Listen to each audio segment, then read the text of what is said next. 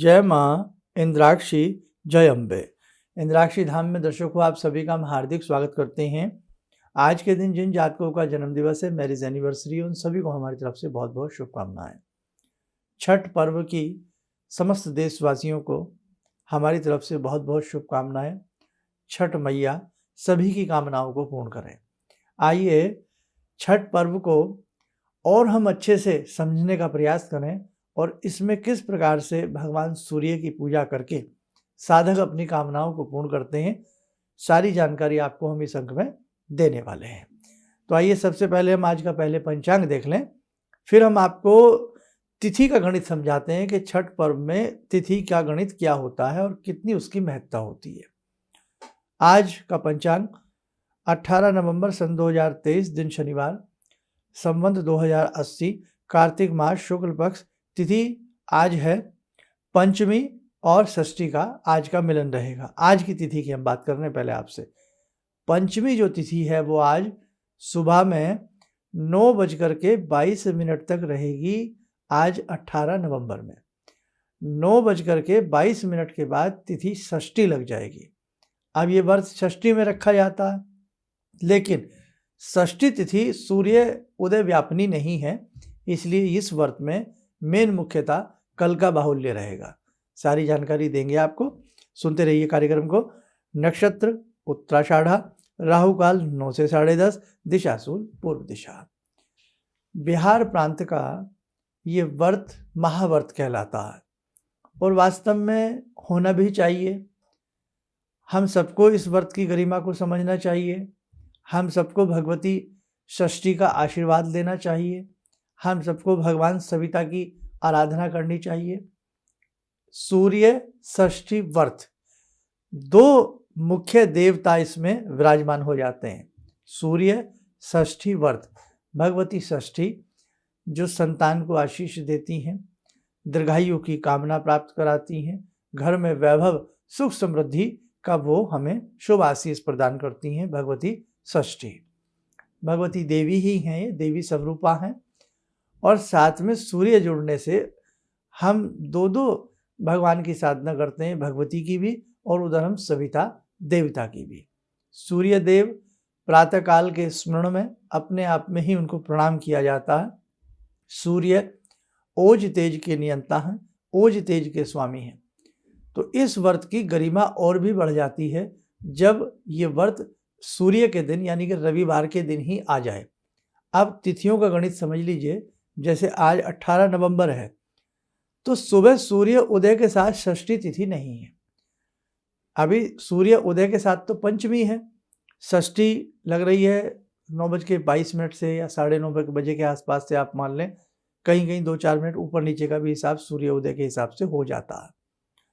लेकिन कल 19 तारीख में सूर्य जो है वो 7:26 तक, 7:30 बजे तक षष्ठी तिथि रहेगी। लेकिन वो तिथि सूर्य के साथ उदय हो रही है। सूर्य को प्रणाम करने के साथ ये व्रत होता है, सूर्य को अर्घ्य के साथ ये व्रत होता है। इसलिए इस व्रत की जो पूर्ण रूपेण हम जो मेन भक्ति भावना करते हैं, वो तो वैसे तो इस व्रत में 3-4 दिन पहले से ही सारा प्रारंभ हो जाता है। लेकिन अगर हम विशेष अर्घ्य और विशेष व्रत की बात करें तो वो हम कल के रूप में ही यानी कि 19 तारीख के रूप में ही इसको सभी मनाएंगे। और 3-4 दिन पहले से ही यह पर्व प्रारंभ हो जाता है, करीब 36 घंटे से। तो ये बहुत बड़ा अपने आप में महापर्व माना जाता है। तो तिथि के गणित में ये आ रहा है। अब एक चीज़ और ध्यान लें, आगे के लिए समझ लें आप बहुत सारी चीज़ों के लिए। जैसे दुर्गा जी के साथ अष्टमी की मान्यता है, दुर्गा जी के साथ अष्टमी की मान्यता है, वैसे ही सूर्य के साथ सप्तमी की मान्यता है। किसकी? सप्तमी की। इसलिए ये व्रत छठ से प्रारंभ होकर के सप्तमी की सुबह सूर्य भगवान को अर्घ्य देकर के भुवन भास्कर को उनके साथ इस व्रत की समापन स्थिति आ जाती है।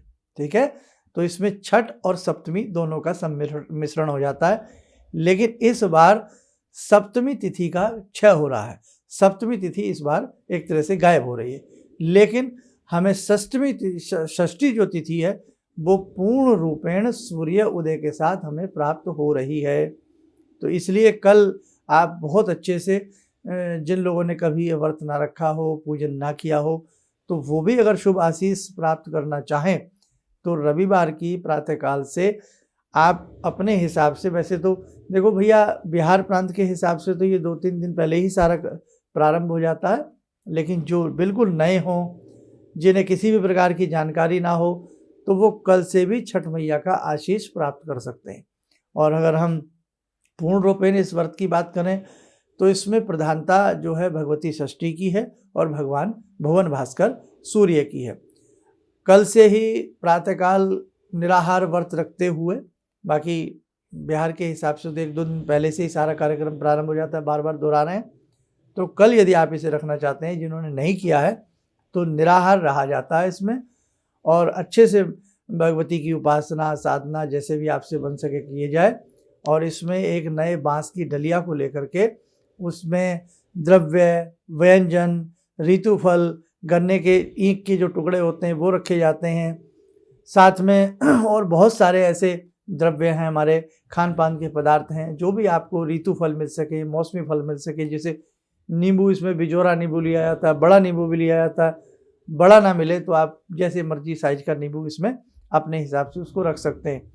और भी अनेकों प्रकार के द्रव्य हैं, जिमीकंद हैं और बहुत सारी चीज़ें एक सूप की डलिया में रख के ऊपर से पीला कपड़ा या किसी शुद्ध कपड़े से ढाप करके आपके घर के जो पुरुष हैं वो उस डलिया को लेकर के तट के किनारे तक जाते हैं। जो भी आपके घर के आसपास नदी, सरोवर, पवित्र स्थल ऐसा हो जहाँ जल हो, वहाँ ले जाया जाता है। हालांकि अब परंपराएं ज़्यादा हर शहर में जल नहीं मिल पाता है या बहुत सारी ऐसी चीज़ें हैं, तो बहुत लोग हमने देखे हैं अपने घर की छत पर ही पानी को स्टोर करके उसमें करती हैं महिलाएं। बड़ा तप तितिक्षा वाला ये व्रत होता है। बाकी आपके घर के आसपास जैसी आपको सुविधा मिले, कोई सरोवर हो, पवित्र नदी हो, तो वहाँ पर जरूर जाना चाहिए।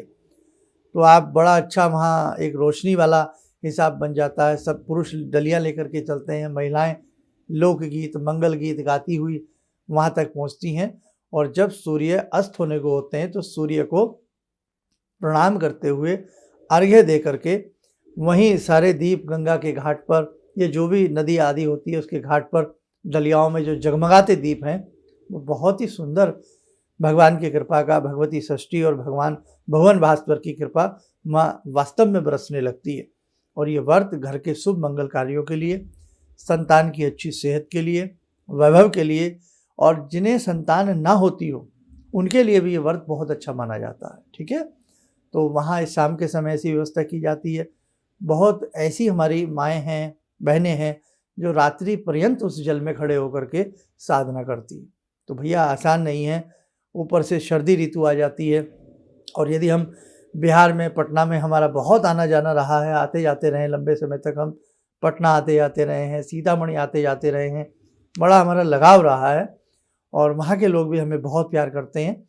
तो बाकी हम ऐसी ऐसी हमने माताएं देखी हैं जो पूरी रात, और उधर तो ठंड ज़्यादा होती है। पटना की हम बात करें अपने इस एरिया के हिसाब से, पटना वगैरह में क्योंकि गंगा जी का घाट है बहुत बड़ा, तो ठंड होना स्वाभाविक है।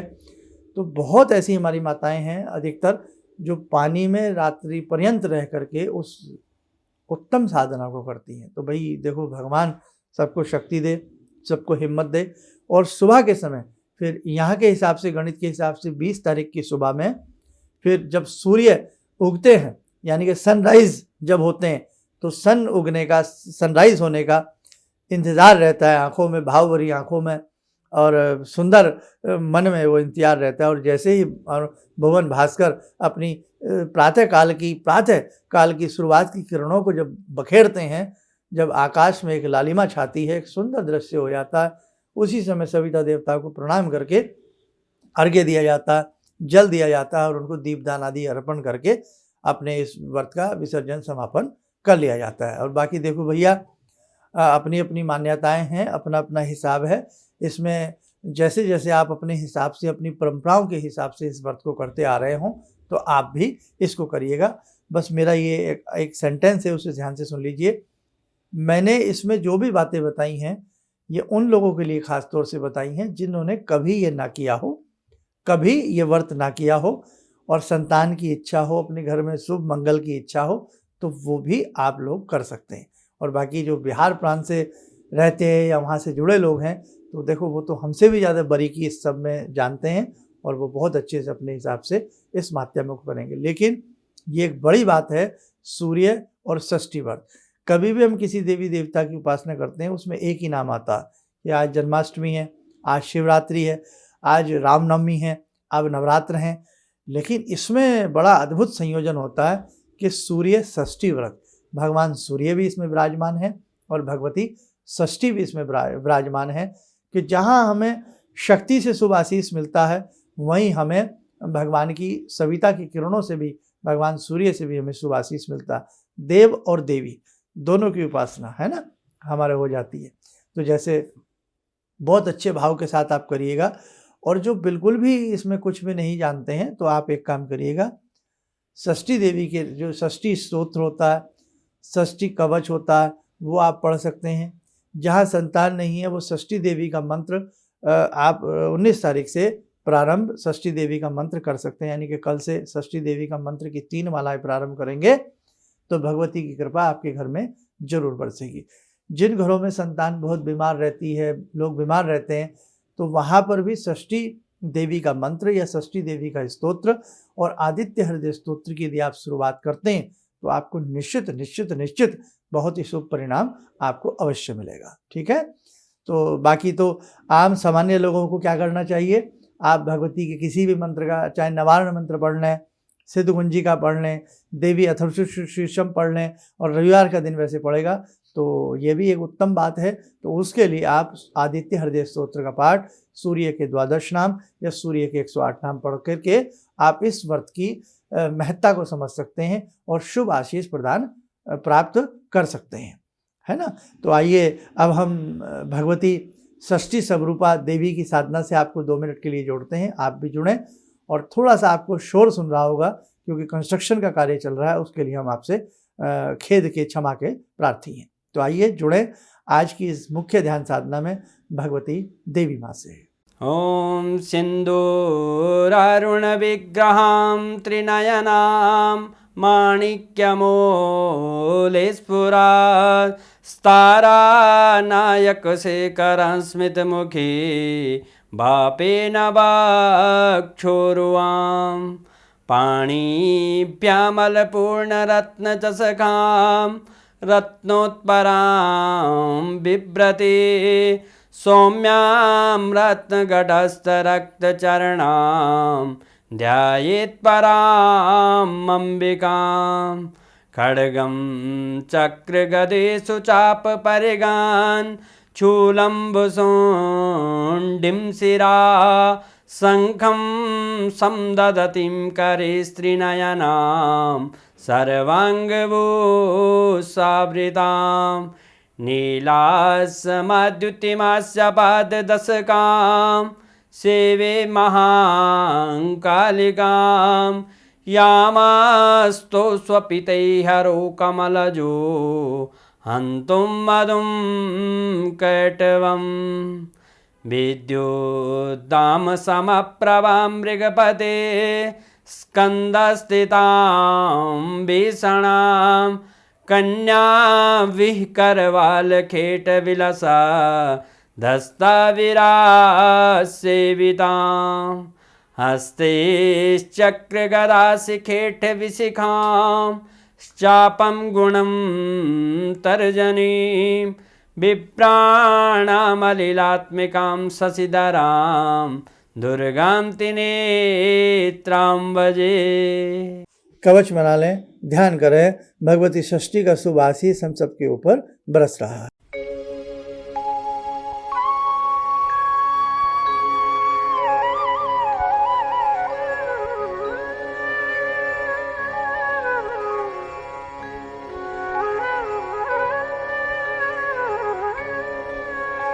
ओम बोलते हुए नेत्र खोलें, सामान्य हो जाए।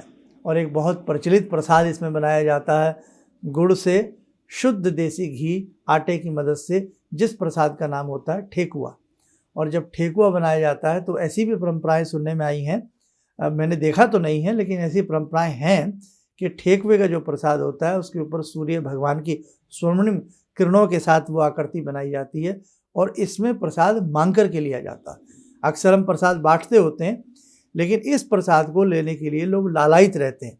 जो ये सूर्य षष्ठी व्रत का प्रसाद होता है, इसको मांगा जाता है क्योंकि सौभाग्य से ही ये प्रसाद हमें प्राप्त होता है। तो इसलिए मेरे साधकों, आप सबको इस व्रत के महत्व को समझना चाहिए और वास्तव में हमारे भारतवर्ष में जितने भी तीज त्योहार हैं वो अनंत गहराई अपने आप में लिए हुए हैं। सूर्य भगवान की साधना, बाथ स्नान, सूर्य की किरणें लेना हमारे वैसे भी स्वास्थ्य संवर्धन के लिए उत्तम होती है। और जल में खड़े होकर के सूर्य का मंत्र या षष्ठी के मंत्र को पढ़ना या ओम सूर्याय नमः बोलना या ओम ह्रीं षष्ठयै नमः, दिव्यै नमः बोलना या जो भी आपके अपने मंत्र हैं, तो ये भी अपने आप में छोटी बातें नहीं हैं, बहुत बड़ी बातें हैं। और निराहार रह करके किसी साधना को करना ये और भी उत्तम बात उत्पन्न होती है।